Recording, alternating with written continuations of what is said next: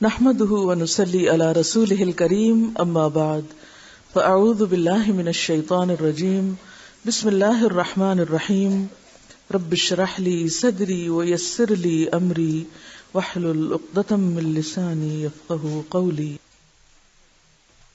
آج ہم نماز جنازہ کے بارے میں پڑھیں گے۔ کسی نے ایک چھوٹا سا واقعہ لکھا ہے کہ ایک پی ایچ ڈی ڈاکٹر صاحب کے والد کا انتقال ہوا تو انہوں نے ایک عالم دین سے کہا کہ آپ نے نماز جنازہ پڑھانا ہے۔ جنازے کے بعد اس ڈاکٹر نے زار و قطار رونا شروع کر دیا۔ لوگوں نے اس کو تسلی دی کہ ایسا صدمہ ہر آدمی کو پیش آتا ہے کہ تم اتنا نہ رو، اس لیے صبر کرنا چاہیے، لیکن وہ مسلسل روتا رہا۔ آخر کار عالم دین نے آگے بڑھ کر پوچھا کہ آپ اتنا کیوں رو رہے ہیں؟ اس نے کہا کہ میں اس وجہ سے نہیں رو رہا کہ میرے والد فوت ہو گئے، کیونکہ ہر ایک کو دنیا سے جانا ہے۔ میں تو اس بات پہ رو رہا ہوں کہ میرے والد نے مجھے اتنی دنیاوی تعلیم دلوائی لیکن جنازہ پڑھنا نہیں سکھایا، دین کی تعلیم نہیں دی۔ ہم اپنی اولاد کو کم از کم اتنا دین تو سکھا دیں کہ ہمارے مرنے کے بعد وہ ہمارے لیے دعا ہی کر سکیں۔ ہر شخص کو وہی ملتا ہے نا جس کی وہ تڑپ رکھتا ہے، طلب رکھتا ہے۔ اگر ہم یہ چاہتے ہیں کہ ہمارے بچے جو ہیں وہ دنیا میں بہت آگے جائیں تو ظاہر ہے ہماری ساری کی ساری کوشش صرف اسی بات کے لیے ہوگی، دوسری کسی بات کی سوچنے کا وقت نہ ہوگا۔ لیکن اگر ہمیں اپنی اور اپنے بچوں کی آخرت یاد ہو تو اس میں سے کچھ نہ کچھ وقت ایسی تعلیم کے لیے بھی ضرور نکالیں۔ بہت سے لوگ جنازے میں شریک ہوتے ہیں لیکن پڑھتے کچھ نہیں ہے، اس میں صرف ایکشن کر کے ختم کر دیتے ہیں کیونکہ پتہ ہی نہیں پڑھنا کیا ہے۔ ہو سکتا ہے آپ کو زندگی میں کبھی بھی موقع نہ ملے کسی کا جنازہ پڑھنے کا، لیکن آپ اپنے بچوں کو اس کی تعلیم تو دے سکتے ہیں نا۔ رسول اللہ صلی اللہ علیہ وسلم نے فرمایا، ما من رجل مسلم يموت فيقوم على جنازته 40 رجلا لا يشركون بالله شيئا الا شفعهم الله فيه۔ جس مسلمان کے جنازہ میں ایسے 40 آدمی شامل ہوں جنہوں نے اللہ کے ساتھ شرک نہ کیا ہو تو اللہ تعالی اس میت کے حق میں ان کی سفارش قبول فرماتا ہے۔ یعنی نماز جنازہ میں جو دعا پڑھی جاتی ہے وہ میت کے حق میں قبول ہوتی ہے۔ نماز جنازہ پڑھنے کے لیے میت کی چارپائی اس طرح رکھیں کہ میت کا سر شمال کی سمت اور پاؤں جنوب کی جانب ہوں، پھر باوضو ہو کر صفیں باندھیں۔ میت اگر مرد ہے تو امام اس کے سر کے سامنے کھڑا ہو اور اگر عورت ہے تو اس کے درمیان کھڑا ہو۔ یعنی چارپائی رکھنے کا بھی ایک خاص طریقہ ہے اور کھڑے ہونے کا بھی، عورت کے لیے درمیان میں اور مرد کے لیے سر کی طرف۔ فرق کیوں رکھا گیا؟ کھڑا ہی ہونا نا، کہیں بھی کھڑے ہو سکتے ہیں۔ کیوں؟ امام کے کھڑے ہونے سے پتہ چل جائے گا کہ جنازہ کس کا ہے۔ بعض اوقات ایسا بھی ہوتا ہے نا کہ کچھ لوگ راہ چلتے ہی شریک ہو جاتے ہیں۔ اب جب فرق ہوگا تو پھر قدرتی طور پر دعا کا جو صیغہ ہے وہ بھی فرق ہو جائے گا مذکر اور مؤنث میں۔ پھر دل میں نیت کر کے دونوں ہاتھ کندھوں یا کانوں تک اٹھائیں اور پہلی تکبیر کہہ کر سورۃ فاتحہ پڑھیں۔ جنازے میں سورۃ فاتحہ۔ ابو امامہ بن سہل سے روایت ہے کہ نماز جنازہ میں سنت طریقہ یہ ہے کہ پہلے تکبیر کہی جائے، پھر فاتحہ پڑھی جائے، پھر نبی صلی اللہ علیہ وسلم پر درود اور میت کے لیے دعا کی جائے، اس کے بعد سلام پھیرا جائے۔ طلحہ بن عبداللہ بن عوف کہتے ہیں کہ میں نے ابن عباس کے پیچھے نماز جنازہ پڑھی تو آپ نے سورۃ فاتحہ پڑھی اور فرمایا، میں نے یہ اس لیے کیا ہے تاکہ تم جان لو کہ یہ سنت ہے۔ طلحہ بن عبداللہ کی ایک روایت میں فاتحہ کے بعد دوسری سورت پڑھنے کا بھی ذکر ہے۔ معلوم ہوا تکبیر اولیٰ کے بعد سورۃ فاتحہ کا پڑھنا سنت ہے۔ سورۃ فاتحہ اور دوسری سورت پڑھ کر امام کو دوسری تکبیر کہنی چاہیے، پھر نماز والا درود شریف پڑھیں، اس کے بعد تیسری تکبیر کہہ کر ان دعاؤں میں سے کوئی دعا پڑھیں۔ تو کس طرح ہوا؟ پہلی دفعہ اللہ اکبر کہہ کے سورۃ فاتحہ اور دوسری سورت پڑھ کر پھر اللہ اکبر کہہ کے درود شریف، پھر اللہ اکبر کہہ کے دعائے جنازہ۔ ٹھیک ہے؟ پہلی دعا، اللہم اغفر لحینا ومیتنا وصغیرنا وکبیرنا وذکرنا وانثانا وشاہدنا وغائبنا اللہم من احییتہ منا فاحیہ علی الایمان ومن توفیتہ منا فتوفہ علی الاسلام اللہم لا تحرمنا اجرہ ولا تضلنا بعدہ۔ اے اللہ ہمارے زندہ اور مردے کو، چھوٹے اور بڑے کو، مرد اور عورت کو، حاضر اور غائب کو بخش دے۔ اے اللہ ہم میں سے جس کو تو زندہ رکھے اسے اسلام پر زندہ رکھ، اور ہم میں سے جس کو تو فوت کرے اسے ایمان پر فوت کر۔ اے اللہ ہمیں اس میت کے اجر سے محروم نہ رکھ اور اس کے بعد ہمیں کسی آزمائش میں نہ ڈال۔ دوسری دعا، اللہم اغفر لہ وارحمہ وعافہ واعف عنہ واکرم نزلہ ووسع مدخلہ واغسلہ بالماء والثلج والبرد ونقہ من الخطایا کما نقیت الثوب الابید من الدنس وابدلہ دارا خیرا من دارہ واہلا خیرا من اہلہ وزوجا خیرا من زوجہ وادخلہ الجنۃ واعذہ من عذاب القبر وقہ فتنۃ القبر وعذاب النار۔ الہی اسے معاف فرما، اس پر رحم فرما، اسے عافیت میں رکھ، اس سے درگزر فرما، اس کی بہترین مہمانی فرما، اس کی قبر فراخ فرما، اس کے گناہ پانی، اولوں اور برف سے دھو ڈال، اسے گناہوں سے اس طرح صاف کر دے جیسے تو سفید کپڑے کو میل سے صاف کرتا ہے۔ اسے اس کے دنیا والے گھر سے بہتر گھر، دنیا کے لوگوں سے بہتر لوگ اور اس کی بیوی سے بہتر جوڑا عطا فرما، اسے بہشت میں داخل فرما اور فتنہ قبر، عذاب قبر اور عذاب جہنم سے بچا۔ تیسری دعا، اللہم ان فلان ابن فلان فی ذمتک وحبل جوارک فقہ من فتنة القبر وعذاب النار وانت اہل الوفاء والحمد اللہم فاغفر لہ وارحمہ انک انت الغفور الرحیم۔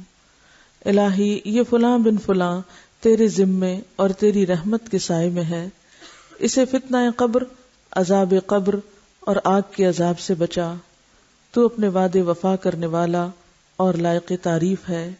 الہی اسے معاف فرما دے اور اس پر رحم فرما، بلا شبہ تو بخشنے اور رحم کرنے والا ہے۔ چوتھی دعا، اللہم عبدک وابن امتک احتاج الی رحمتک وانت غنی عن عذابہ ان کان محسنا فزد فی حسناتہ وان کان مسیئا فتجاوز عنہ۔ الہی تیرا یہ بندہ، تیری بندی کا بیٹا تیری رحمت کا محتاج ہے، تو اسے عذاب نہ دے تو تجھے کیا پرواہ، اگر یہ نیک تھا تو اس کی نیکیوں میں اضافہ فرما، اور اگر گناہ گار تھا تو اسے معاف فرما دے۔ جب کہیں ڈیتھ ہو تو یہ دعائیں پرنٹ کر کے، کاپی کر کے لوگوں کو دی جانی چاہیے۔ وہاں بیٹھ کے لوگ گپ شپ کرتے ہیں یا اپنا اپنا قرآن پڑھ کے چلے جاتے ہیں، اور جو مردے کو ضرورت ہوتی ہے اس کی طرف کوئی توجہ ہی نہیں کرتا۔ جنازے کے مسائل۔ رسول اللہ صلی اللہ علیہ وسلم نے فرمایا، جو مومن ثواب کی نیت سے کسی مسلمان کے جنازے کے ساتھ جاتا ہے، اس کے ساتھ رہتا ہے، اس کا جنازہ پڑھتا ہے اور اس کو دفن کر کے فارغ ہوتا ہے، تو اس کے لیے 2 قرات ثواب ہے، ہر قرات احد پہاڑ کے برابر ہے، اور جو صرف جنازہ پڑھ کر واپس آ جاتا ہے تو اس کے لیے 1 قرات ہے۔ رسول اللہ صلی اللہ علیہ وسلم نے فرمایا، میت کو جلد دفن کرو، اگر وہ نیک ہے تو جس طرف تم اسے بھیج رہے ہو وہ اس کے لیے فائدہ مند ہے، اور اگر وہ برا ہے تو اس کو اپنی گردنوں سے اتار دو گے۔ سنت یہ ہے کہ نماز جنازہ میں سورۃ فاتحہ اور دعائیں آہستہ پڑھی جائیں۔ حضرت عبداللہ بن عباس نے جنازہ میں تعلیماً فاتحہ بلند آواز سے پڑھی۔ تعلیماً کا کیا معنی ہے؟ سکھانے کے لیے۔ جیسے صلاۃ التسبیح اگر کبھی اونچی پڑھ دی جائے تاکہ لوگوں کو اگر وہ کلمہ نہیں آتا تو سن سن کے یاد کر لیں، تو صحابہ کرام کے طرز عمل سے اس کی رخصت موجود ہے۔ اس کو روٹین نہیں بنانا چاہیے، لیکن ایک غرض کے فرق ہونے سے طریقے میں کچھ نہ کچھ فرق کیا جا سکتا ہے، اور اگر وہ خاص طور پر صحابی سے ثابت ہو۔ لہٰذا نماز جنازہ میں امام تعلیماً اونچی آواز سے قرات کر سکتا ہے، کیونکہ بہت سے لوگ ایسے جنازے میں آج شریک ہوتے ہیں نا جن کو پتہ ہی نہیں ہوتا کہ اب پڑھنا کیا ہے۔ یہاں نیچے حاشیہ دیکھیے 4 نمبر، تعلیم کے علاوہ مطلقاً جائز ہونے کی بنا پر بھی بلند آواز سے جنازہ پڑھایا جا سکتا ہے. چنانچہ عوف بن مالک فرماتے ہیں نبی صلی اللہ علیہ وسلم نے نماز جنازہ میں ایک دعا پڑھی جو میں نے یاد کر لی اور میں نے تمنا کی کہ کاش یہ میرا جنازہ ہوتا. یعنی اتنی اچھی دعا ہوئی اس کے لیے. نبی صلی اللہ علیہ وسلم نے فرمایا جب تم جنازہ دیکھو تو کھڑے ہو جاؤ. جو شخص جنازے کے ساتھ جائے اس وقت تک نہ بیٹھے جب تک جنازہ نہ رکھا جائے. نبی صلی اللہ علیہ وسلم نے شہداء کو خون سمیت دفنانے کا حکم دیا. نہ ان پہ نماز جنازہ پڑھی نہ ان کو غسل دیا. حضرت ابو ہریرہ رضی اللہ عنہ نے نماز جنازہ کی 4 تکبیریں روایت کی. حضرت زید بن ارقم رضی اللہ عنہ نماز جنازہ پر 4 تکبیرات کہتے. ایک جنازے پر انہوں نے 5 تکبیرات کہیں اور فرمایا رسول اللہ صلی اللہ علیہ وسلم اس طرح بھی کرتے تھے. یعنی اس کی بھی گنجائش ہے. رسول اللہ صلی اللہ علیہ وسلم نے سہیل رضی اللہ عنہ اور ان کے بھائی کی نماز جنازہ مسجد میں پڑھائی. تو اس سے کیا پتہ چلتا ہے کہ مسجد میں بھی جنازہ پڑھایا جا سکتا ہے. صدیق اکبر کی نماز جنازہ بھی مسجد میں پڑھی گئی. فاروق اعظم کی نماز جنازہ حضرت صہیب نے مسجد میں پڑھائی. رسول اللہ صلی اللہ علیہ وسلم نے فرمایا 4 مسلمان جس مسلمان کی تعریف کریں اور اچھی شہادت دیں اللہ اس کو جنت میں داخل کرے گا. ہم نے عرض کیا اور 3؟ آپ نے فرمایا 3 بھی. ہم نے عرض کیا اور 2؟ آپ نے فرمایا 2 بھی. لیکن ایک بات یاد رکھیے کہ کسی کی تعریف کرنا ہو یا تنقید دونوں میں سچائی ہونی چاہیے. جھوٹی تعریفوں سے کچھ فائدہ نہیں. یعنی اگر کوئی کسی کی تعریف کرے بھی اور اس میں کوئی سچائی نہ ہو تو اللہ کو تو پتہ ہے. تو اس لیے اس حدیث کو پڑھ کر یہ غلط فہمی نہ ہو کہ یہ تعریف کو ایک منوپلی ہے کہ کچھ لوگ مل جل کے کہیں کہ ٹھیک ہے کسی کو کوئی رشوت دے کے مر جائے کہ دیکھو میرے بات تم چاہے میں غلط ہوں مگر میری تعریفیں کرنا تاکہ فرشتے لکھ لیں.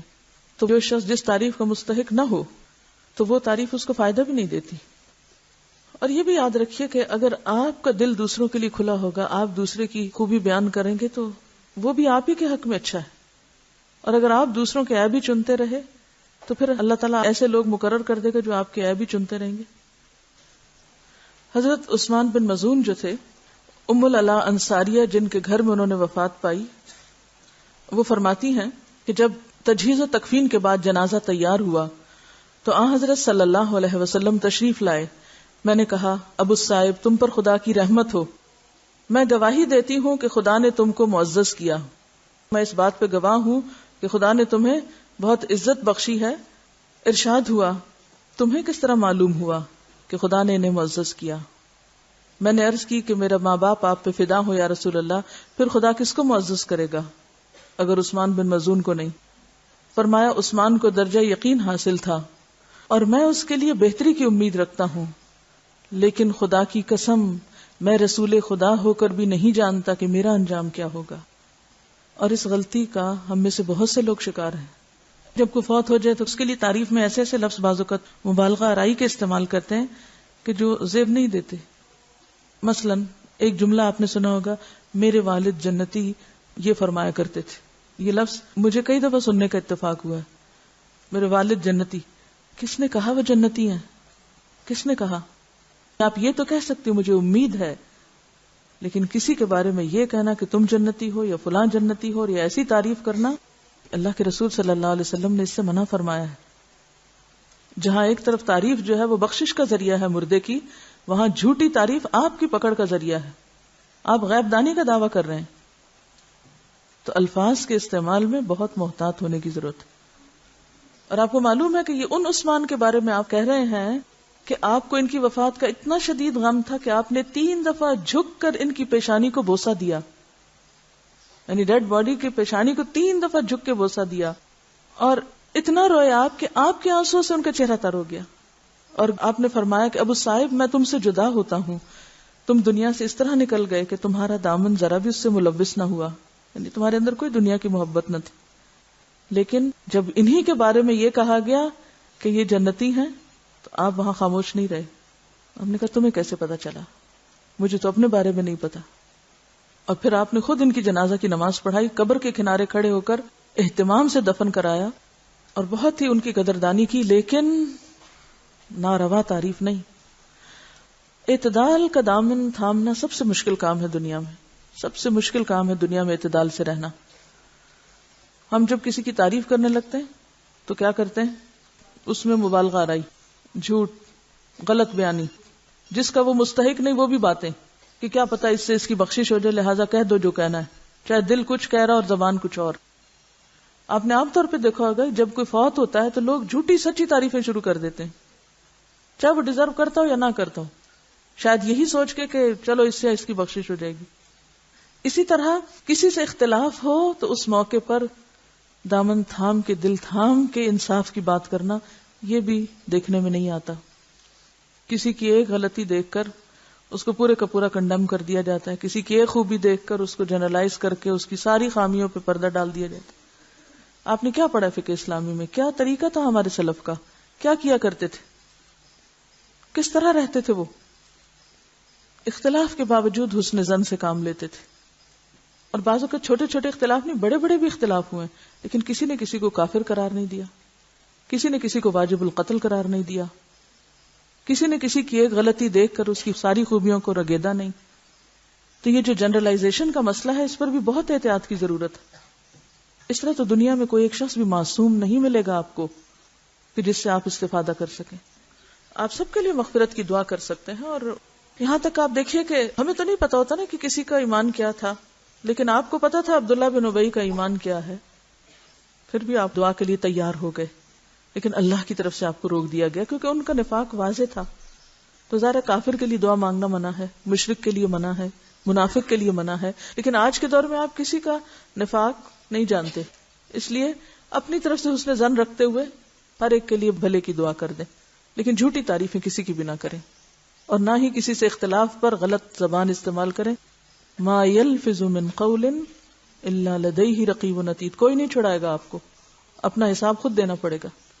بعض اوقات ہم صرف میت کے لواحقین کو خوش کرنے کے لیے جھوٹی تعریفیں شروع کر دیتے ہیں. بہت ہی کامن ہے یہ بات کہ زندگی میں ایک دوسرے کی شکل بھی نہیں دیکھتے، اور جب فوت ہوتے ہیں تو صرف لوگوں کے دکھاوے کے لیے جھوٹی تعریفیں کر رہے ہوتے ہیں. اصل میں جھوٹی منافقت ہے اور جھوٹ عام ہو گیا ہے. میں سمجھتی ہوں کہ اگر ہم سب کی ایک چیز کی اصلاح ہو گئی اور وہ جھوٹ ہے، ساری چیزیں درست ہو جائیں گی. اور اگر اس سے نہیں نکلے تو پھر صرف خول ہے دینداری کا، لبادہ ہے. جی یہ کہتی ہیں کہ بعض اوقات ہم کسی کو جانتے ہی نہیں ہوتے، وہاں ہم تعریف کر ہی نہیں سکتے. ظاہر ہے کہ بغیر جانے آپ کسی کی تعریف کیسے کریں گے؟ تو ایسے موقع پر دعا کریں کہ اللہ تعالیٰ ان پہ اپنی رحمت فرمائے، ان کی بخشش کی دعا مانگے. کبھی بھی کچھ کہنے لگے تو ذرا رک کے ضرور سوچا کریں یہ بات میرے دل کی بات ہے یا بس دوسرے کو خوش کرنے کے لیے کہہ رہی ہوں.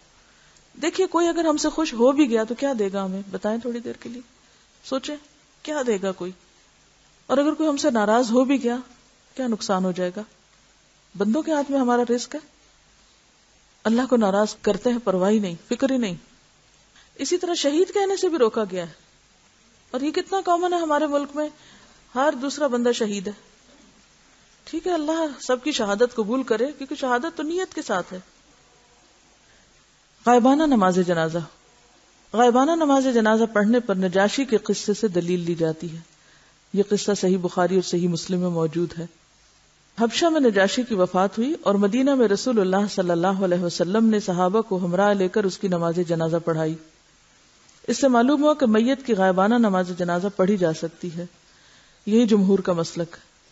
کسی صحابی سے اس کی ممانعت مروی نہیں. اب یہ جو اصل مؤلف ہے ان کے اوپر حاشیہ ہے، اختلافی بات ہے. کچھ لوگوں نے حدیث قبول نہیں کی، انہوں نے مختلف قیدیں، شرطیں اور عذر تراشے ہیں، لیکن یہ سب ان کے اپنے عقلی خیالات ہیں، شرعاً اس کی کوئی دلیل نہیں. جب آپ نے ایک کام کر دیا تو کیا ہوا؟ دلیل ہو گئی.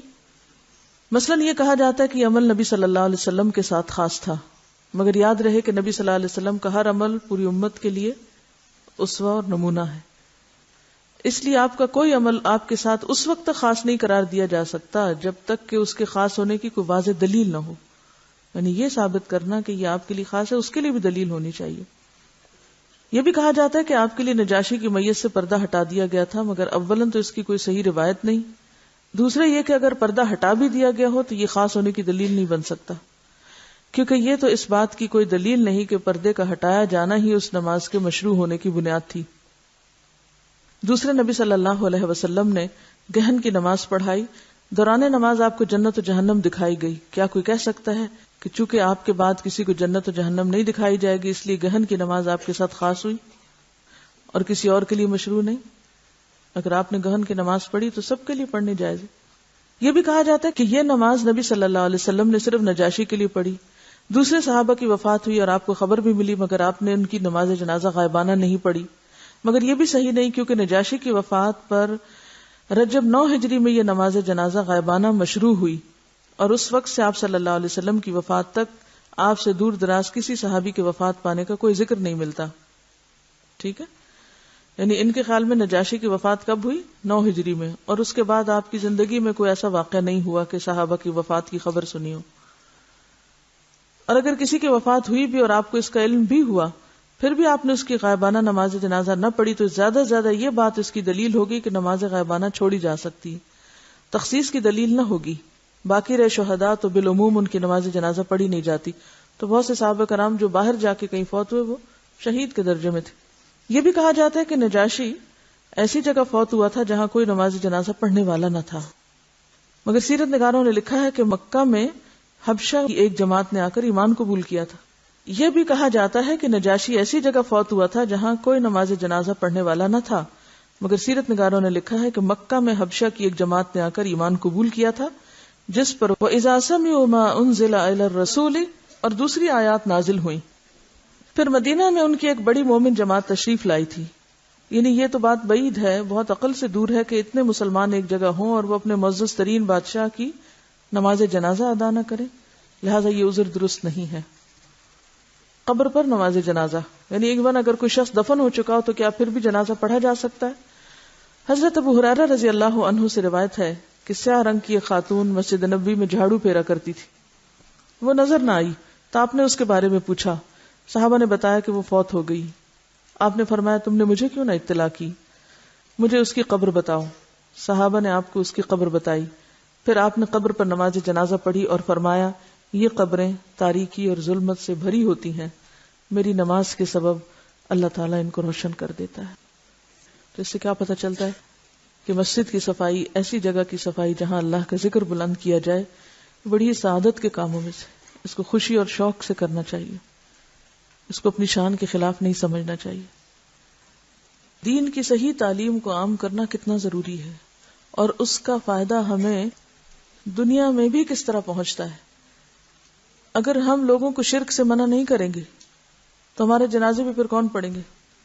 اور اگر آپ ایسی تعلیم عام کرتے ہیں اور آپ کی اس تعلیم سے لوگوں کے عقیدے درست ہوتے ہیں اور وہ مرنے کے بعد آپ کے لیے دعا کرتے ہیں تو وہ دعائیں آپ کے لیے فائدہ مند ہوں گی۔ یعنی کر بھلا ہو بھلا، آپ دوسروں کے ساتھ مہربانی کریں، اللہ آپ پر مہربان ہوگا، یعنی یہ نیکی کا ایک سلسلہ شروع ہو جاتا ہے نا۔ عورتوں کی الگ سے جنازے کی کوئی نماز نہیں ہے اور نہ ہی غائبانہ پڑھنے کا کوئی ثبوت ہے، صرف زیادہ یہی ہے کہ آپ کہیں موجود ہیں اور نماز ہو رہی ہے تو پیچھے ویسے باتیں کرنے کی بجائے اگر جیسے کسی بھی نماز میں عورتیں پیچھے صف بنا لیتی ہیں تو بنا لیں، ورنہ اہتمام کے ساتھ جانا ضروری نہیں ہے۔ مسجد نبوی میں بھی اور حرم مکی میں بھی دونوں جگہ پر آپ نے دیکھا ہوگا کہ ہر نماز کے بعد تقریباً جنازے ہوتے ہیں، تو اگر آپ کو اللہ تعالیٰ عمرے یا حج کی توفیق دے تو آپ خاص طور پر اس چیپٹر کو پڑھ کے دعائیں یاد کر کے جائیں تاکہ زیادہ سے زیادہ اس موقع سے فائدہ اٹھائیں۔ یہ کہتی ہیں کہ بعض اوقات یہ لکھا ہوتا ہے کہ وہ فلسطین میں جو لوگ شہید ہوئے ان کا غائبانہ جنازہ پڑھا جائے اور بڑے بڑے بینرز لگے ہوتے ہیں۔ عام طور پر ایسی چیزیں جو ہیں ان کو خاص طور پر آپ دیکھیں کہ جن علاقوں میں یہ ساری ڈسٹربنس ہے وہاں جنازوں کو ایک سیاسی ہتھیار کے طور پر استعمال کیا جا رہا ہے۔ یاسر عرفات کا جنازہ آپ نے دیکھا ہوگا، دیکھا تھا کسی نے؟ مجھے ٹیلی ویژن پہ دیکھنے کا اتفاق ہوا تھا، سوچ رہی تھی کہ میت کی بھی توہین ہے اس میں کہ کوئی کسی کی سن نہیں رہا تھا، شیخم دھاڑ، دھکم پیل، طوفان بدتمیزی، اور کوئی کسی کے اوپر رکت نہیں۔ جنازے کے ساتھ کس طرح چلنا چاہیے؟ ہم کب تک صرف مظاہروں کی سیاست کرتے رہیں گے؟ کب تک صرف احتجاجی سیاستیں کرتے؟ کب تک جنازوں کی سیاست کرتے رہیں گے؟ یہ جنازوں کی سیاست ہے کہ صرف ایک پریشر گروپ بلڈ کرنے کے لیے آپ جنازے کو اور ایک ایسے وقت کو استعمال کریں کہ دوسرے اس وقت جذباتی کیفیت میں ہیں۔ یہ تو دوسروں کے جذبات سے کھیلنے والی بات ہے، یعنی ایموشنل ایکسپلائٹیشن ہے میرے خیال میں تو۔ اور اتنا لمبا چوڑا گھمانا سڑکوں کے اوپر، یہ کس سنت سے ثابت ہے؟ ہونا تو یہ چاہیے جہاں کوئی فوت ہوا ہے قریبی جگہ پہ جا کے دفنا دیا جائے اس کو، مسلمانوں کی تربیت کو معلوم نہیں کیا ہو گیا. کسی نان مسلم کنٹری میں آپ دیکھیں معذتوں کے جنازہ یا اور لوگوں کے، پھر آپ کہیں گے تو چائنیز کو تعریفیں کرتی ہیں اور صرف مسلمانوں کی ان کو تحقیر کرنی آتی، کیونکہ ہم اپنی غلطی ماننے کو جو تیار نہیں، صرف ایک فخر کی نفسیات میں مبتلا ہیں کہ ہم سب سے اچھے لوگ ہیں، چاہے ہم ہر کام سنت کے خلاف کر رہے ہوں. آپ صلی اللہ علیہ وسلم کی تو خیر ایک ایکسیپشنل صورت تھی، لیکن اس وقت کیا ہوا تھا؟ لوگ آتے تھے، اپنا آئے، دروشی پڑھا اور گئے، آئے اور گئے، عورتیں مرد بچے سب. کبھی بھی جنازوں کو سڑکوں پہ نہیں پھرایا گیا. چلیے آگے پڑھتے ہیں. تدفین اور زیارت. عقبہ بن عامر رضی اللہ عنہ کہتے ہیں کہ 3 ساعات کان رسول اللہ صلی اللہ علیہ وسلم ینہانا ان نصلی فیہن او ان نقبر فیہن موتانا حین تطلع الشمس بازغتا حتی ترتفع وحین یقوم قائم الظہیرة حتی تمیل الشمس وحین تضیف الشمس للغروب حتی تغرب. رسول اللہ صلی اللہ علیہ وسلم نے 3 اوقات میں نماز پڑھنے اور مردوں کو دفن کرنے سے منع فرمایا. نمبر 1 طلوع آفتاب کے وقت حتیٰ کہ بلند ہو جائے. نمبر 2 جب سورج دوپہر کے وقت عین سر پر ہو حتیٰ کہ ڈھل جائے. اور نمبر 3 غروب آفتاب کے وقت حتیٰ کہ غروب ہو جائے. یعنی جن اوقات میں نماز پڑھنا منع ہے انہی میں دفنانا بھی. ابن عمر رضی اللہ عنہ سے روایت ہے کہ نماز جنازہ نماز فجر اور نماز عصر کے بعد ادا کی جا سکتی ہے. یعنی فجر کی نماز پڑھ کے ساتھ ہی جنازہ پڑھا جا سکتا ہے. حرم میں عام طور پہ ایسے ہوتا ہے. اسی طرح عصر کی نماز کے بعد بعض اوقات جنازہ پڑھا جاتا ہے. عام نماز منع ہے لیکن جنازے کی نماز پڑھی جا سکتی ہے. قبر گہری کھودیں، اسے ہموار اور صاف رکھیں. میت کو پاؤں کی طرف سے قبر میں داخل کریں. میت کو قبر میں رکھتے ہوئے یہ دعا پڑھیں: بسم اللہ وعلی ملت رسول اللہ صلی اللہ علیہ وسلم. اللہ کے نام سے اور رسول اللہ صلی اللہ علیہ وسلم کے مذہب اور طریقے پر اسے دفن کرتے ہیں. سعد بن ابی وقاص رضی اللہ عنہ نے وصیت کی کہ میرے لیے لحد بنانا. لحد کیا ہوتا ہے؟ بغلی قبر. اور اس پر کچی اینٹیں لگانا، جیسے کہ رسول اللہ صلی اللہ علیہ وسلم کے لیے کیا گیا تھا. آپ صلی اللہ علیہ وسلم کی قبر اونٹ کی کوہان جیسی تھی. پھر قبر پر مٹی ڈال کر سب لوگ میت کے لیے بخشش اور ثابت قدمی کی دعا مانگے. جنازہ کے بعد قبرستان سے نکل کر دعا کرنا رسول اللہ صلی اللہ علیہ وسلم سے ثابت نہیں. قبروں کو پختہ بنانے کی ممانعت. قبروں کو اونچا کرنا، پختہ بنانا، ان پر گنبد اور قبے بنانا حرام ہے. جابر رضی اللہ عنہ کہتے ہیں کہ رسول اللہ صلی اللہ علیہ وسلم نے پختہ قبریں اور ان پر عمارت وغیرہ بنانے سے منع کیا. نیز آپ نے قبر پر بیٹھنے اور ان کی طرف منہ کر کے نماز پڑھنے سے بھی منع فرمایا ہے. چاہے کوئی شخص مجاور بن کے بیٹھے یا چلہ کشی کے لیے، سب ناجائز ہے. رسول اللہ صلی اللہ علیہ وسلم نے قبروں پر لکھنے سے بھی منع فرمایا. حضرت علی بیان کرتے ہیں کہ مجھے رسول اللہ صلی اللہ علیہ وسلم نے حکم دیا کہ میں ہر تصویر مٹا دوں اور ہر اونچی قبر برابر کر دوں. ام حبیبہ اور ام سلمہ نے رسول اللہ صلی اللہ علیہ وسلم سے ایک گرجے کا ذکر کیا کہ اس میں تصویریں لگی تھی، یعنی حبشہ کے علاقے میں جب یہ ہجرت کر کے گئی ہیں، کیونکہ عرب میں تو گرجا نہیں تھا.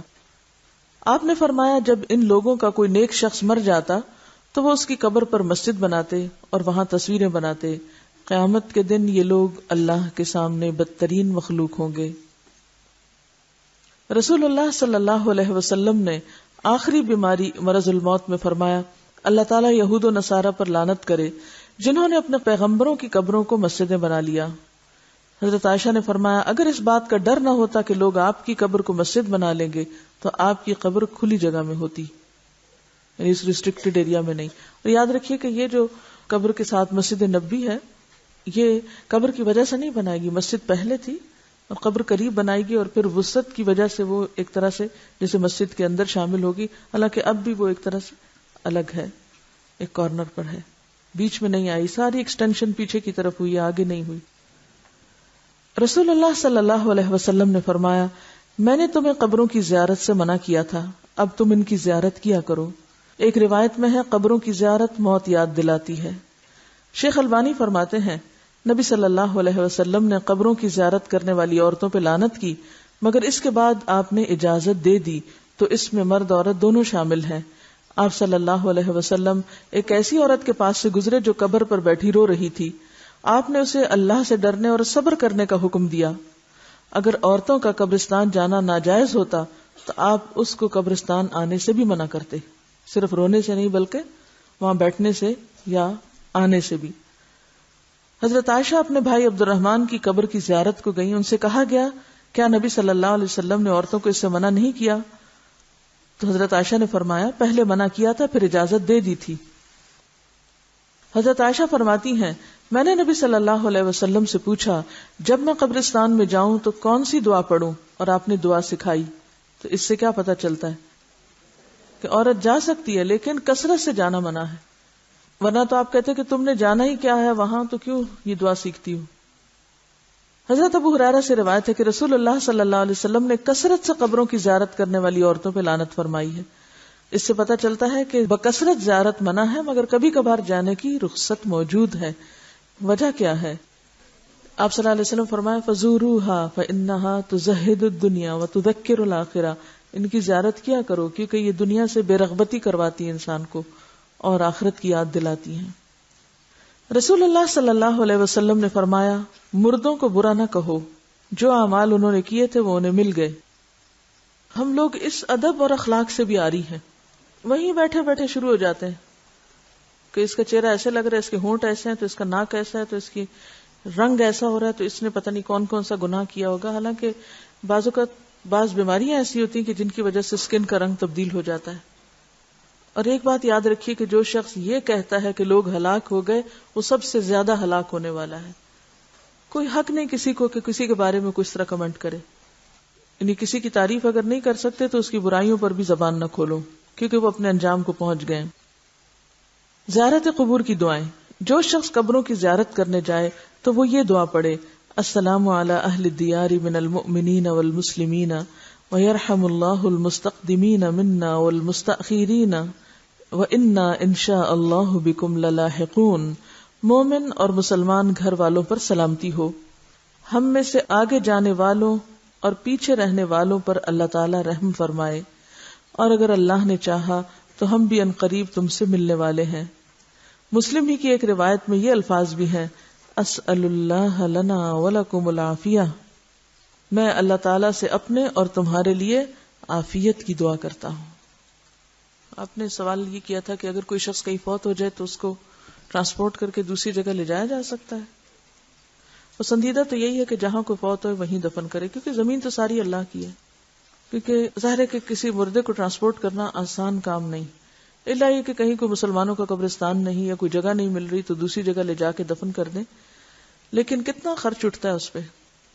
مجھے یاد ہے کہ ایک زمانہ تھا کہ جب انگلینڈ میں رہنے والے مسلمان تقریباً سارے مردوں کو پاکستان روانہ کرتے تھے اور اس کے لیے باقاعدہ فنڈ ریزنگ کرتے, چندے اکٹھے کرتے اور ہزاروں پاؤنڈ اس پہ خرچ کرتے تھے. میرے خیال میں اگر وہیں پر قبرستان کا انتظام کر لیتے, جب اپنے گھر انہوں نے وہاں بنائے ہوئے ہیں تو مردوں کے لیے پاکستان ہی کیوں, ان کو بھی وہیں چھوڑ دیں. اسی پیسے سے اگر ہر کوئی اپنے اس مردے کے نام پہ ایک ایک اسکول اپنے گاؤں میں بنوا دیتا تو کتنے بچوں کی تعلیم کا انتظام ہو جاتا اور اس مردے کے لیے بھی صدقہ جاریہ ہوتا. ہم بعض اوقات غیر ضروری جگہوں پر مال خرچ کرتے ہیں, حالانکہ اس سے بہتر مقامات اور مواقع موجود ہوتے ہیں جن پہ اگر تھوڑا سا غیر جذباتی ہو کے سوچا جائے تو بہت فائدہ ہو سکتا ہے. جیسے اگر ایک مردے کے اوپر 1000 پاؤنڈ بھی خرچ آیا ہے, مجھے نہیں معلوم آج کل کتنا ٹکٹ ہے مردے کے لیے, کیونکہ وہ ایک سواری کا نہیں ویسا 2 یا 3 کے برابر ٹکٹ ہوتا ہے, اس کو ویسے بھی وہ لگیج میں ڈال کے بھیجتے ہیں, اندر جہاز میں اوپر تھوڑی رکھتے ہیں. تو کرامت کے بھی خلاف بات بنتی ہے نا. ایک شخص جو فوت ہو چکا ہے, اب اس نے جانا زمین میں ہی ہے, وہاں اس زمین میں ڈالنے کے لیے کسی اور زمین میں آپ اس کو بھیج رہے ہیں, اور پھر اس سے حاصل کیا ہوگا؟ یعنی صرف دوسروں کی تسلی کے لیے, اور پھر اس پہ کتنے کتنے دن گھروں میں, وہ تو ایک خرچہ ہے نا کہ ٹکٹ آپ کو وہاں سے لینا پڑے گا. اس کے لیے 1000 پاؤنڈ اگر لگتا ہے تو آج کل 1000 پاؤنڈ جو ہے وہ تقریباً میرے خیال 1 لاکھ کے برابر ہے, یہ زیادہ ہے, میرے خیال ہے 1,14,000 یا 20 کچھ اس طرح بنے گا. اب اتنے پیسوں میں آپ کسی ایک گاؤں میں 2 کمروں کا اسکول بنا سکتے ہیں. اچھا, پھر انتظار میں جو وقت گزرتا ہے, 8 دن بعد میت آ رہی ہے, 8 دن گھر میں مجلس قائم ہے, سب لوگ کام کاج چھوڑ کے پتہ نہیں کہاں کہاں سے اکٹھے ہو رہے ہیں, اور پھر اس پر جو کھانے پینے کا خرچ چلتا ہے لوگ قرضہ اٹھا اٹھا کے آنے والوں کی خاطرداری کر رہے ہوتے ہیں. وہ سارا اگر ملایا جائے تو اس سے کہیں بہتر کام ہو سکتے ہیں, اور جانے والے کے لیے دعا کر کے صبر کیا جائے, کیونکہ تھوڑے دن ہیں ہمارے بھی, وہیں جا بیٹھیں گے ہم بھی. تو جب ہمارے سامنے مقاصد واضح نہیں ہوتے تو پھر ہم اپنے جذبات, اپنی تسلی, اپنے سکون اور اپنی خواہش پوری کرنے کے لیے بلا ضرورت اس طرح کی تکلیف کرتے ہیں. اور جب نبی صلی اللہ علیہ وسلم کی واضح حدیث ہے کہ جلدی کرو, دیر نہ کرو, تو پھر کوئی جواز نہیں. دیکھیے ایک شخص وہاں سے آئے گا, آ کے بس صرف شکل دیکھے گا اور روئے دھوئے گا اور خلاص. آپ پہلے اتنا عرصہ کہاں تھے؟ آپ کو اس وقت آنا چاہیے تھا جب وہ زندہ تھا. اب تو ایک رسم دنیا نبھانے آ رہے ہیں آپ. اور دوسری بات یہ ہے کہ مورچری میں رکھ دیتے ہیں. آپ کو کوئی مورچری دیکھنے کا اتفاق ہوا؟ میں نے دیکھی ہے. ایسے ہی جیسے فریزر ہوتے ہیں, کھلتے ہیں اور مردے اس طرح اندر رکھ دیے جاتے ہیں جیسے فریج میں آپ کوئی چیز رکھ رہے ہیں. آپ اپنے لیے پسند کریں گے کہ آپ کو مرنے کے بعد فریز کیا جائے اور آپ کو مرنے کے بعد اٹھا کے کبھی کہیں کبھی کہیں, اور بعض اوقات جب وہاں سے ٹرانسپورٹ کرتے ہیں تو آپ کو پتا ہے کہ وہ سارا کچھ اندر سے نکال لیتے ہیں, سب آنتے وانتے ہر چیز, حتیٰ کہ بعض اوقات برین تک کو بھی, اور صرف وہ کھوکھلی سے وہ ایک چیز ہوتی ہے, ہڈیاں چند جو اتنی دور لائی جاتی ہیں. کس لیے؟ زمین کے کسی بھی حصے میں ہوں گے, اٹھا لیے جائیں گے واپس. ایسی چیزوں کو کٹ ڈاؤن کرنا چاہیے ہمیں, اور تھوڑا سا عقل سے کام لینا چاہیے, جذبات سے زیادہ. کوئی شخص اگر کسی جگہ پیدا ہوا اور کہیں اور فوت ہو گیا جا کے, تو وہ سارا علاقہ جو ہے جتنا فاصلہ دور ہے اس کے برابر جنت میں اس کو جگہ ملے گی. چلیے آگے پڑھتے ہیں. دیگر نمازیں. نماز توبہ. رسول اللہ صلی اللہ علیہ وسلم نے فرمایا, جب کوئی آدمی گناہ کرتا ہے, پھر اٹھ کر وضو کرتا ہے, پھر نماز ادا کرتا ہے اور توبہ استغفار کرتا ہے, تو اللہ تعالیٰ اس کے گناہ معاف کر دیتا ہے. تو جب سمجھے کہ غلطی ہو گئی ہے, کوئی گناہ ہو گیا ہے, تو بجائے گلٹ میں رہنے کے فوراً اللہ کی طرف لپکے اور دعا کر کے معافی مانگ لے. لیلۃ القدر کے نوافل. رسول اللہ صلی اللہ علیہ وسلم نے فرمایا, جس نے لیلۃ القدر میں ایمان اور ثواب کی نیت کے ساتھ قیام کیا, اس کے تمام گزشتہ گناہ معاف کر دیے جائیں گے. لیلۃ القدر رمضان المبارک کے آخری عشرے کی طاق راتوں یعنی 21, 23, 25, 27 اور 29 میں سے ایک رات ہے. 15ویں شعبان کے نفل. 15ویں شعبان کی رات شب برات کے نوافل کے لیے قیام کرنے اور جاگنے کا اہتمام کرنا احادیث صحیحہ سے ثابت نہیں ہے. اس طرح صرف 15 شعبان کو روزہ رکھنے والی روایت بھی جو ابن ماجہ میں ہے سخت ضعیف ہے. قیامت کے دن صرف وہی نماز قبول ہوگی جو نبی صلی اللہ علیہ وسلم کی سنت کے مطابق ہوگی. ایک اور نماز جس کے بارے میں سوال کیا گیا تھا وہی صلاۃ حاجت, کہ اس کا ذکر نہیں آیا. بات یہ ہے کہ صلاۃ حاجت بنیادی طور پر کیا ہے؟ حاجت کی نماز.